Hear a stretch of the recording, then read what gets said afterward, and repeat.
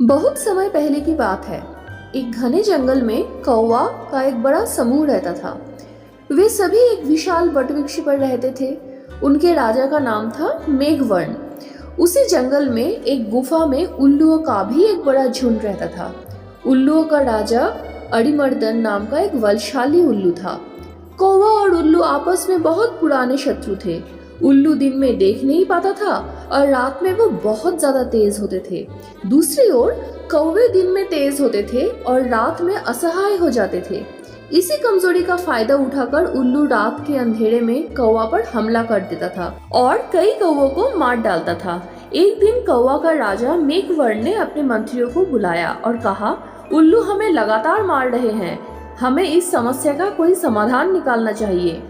कौवा का मंत्री में एक बुद्धिमान कौवा जिसे सुमति कहा जाता था बोला, राजन, सीधे युद्ध करने के बजाय हमें चतुराई से काम लेना चाहिए। युद्ध में हमें हार ही मिलेगी क्योंकि रात में उल्लू अधिक ताकतवर होते हैं। मेघवर्ण ने पूछा, तो हमें क्या करना चाहिए? सुमति ने मुस्कुराकर कहा, हमें छल का सहायता लेना चाहिए।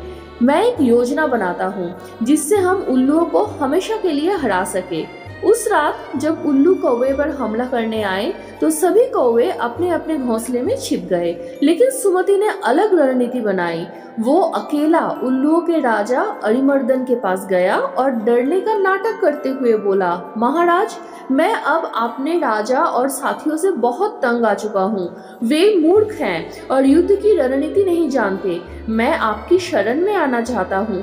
उल्लू के राजा सुमति की बात सुनी और अपने मंत्रियों से सलाह ली। उनमें से एक मंत्री बोला, महाराज, ये कौवा धोखेबाज भी तो हो सकता है, हमें इसे मार देना चाहिए। लेकिन अन्य एक मंत्री ने कहा, यदि ये सच में हमारे साथ आना चाहता है तो हमें इसे अपनाना चाहिए। ये हमें कौवे के बारे में गुप्त जानकारी दे सकता है।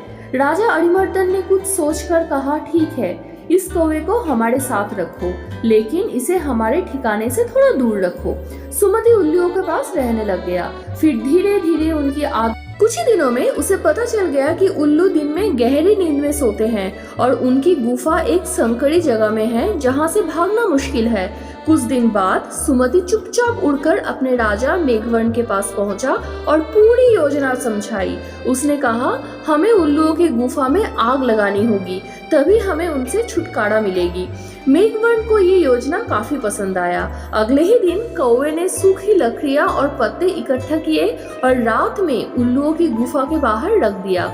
जैसे ही सुबह हुई और सूरज निकला, कौवे ने जलती हुई लकड़ियां उन सूखी लकड़ियों पर डाल दिया। ते पूरी गुफा में आग लग गई। उल्लू गहरी नींद में थे, वे कुछ समझ ना पाए और गुफा से बाहर निकलने का रास्ता भी नहीं खोज पाया। धीरे धीरे सभी उल्लू जलकर मर गए और कौवे को हमेशा के लिए उनसे मुक्ति मिल गई। इस कहानी से हमें ये सीख मिलती है कि बुद्धि और चतुराई ही सबसे बड़ा ताकत है। शारीरिक ताकत से ज्यादा महत्वपूर्ण होता है सही समय पर सही रणनीति को अपनाना।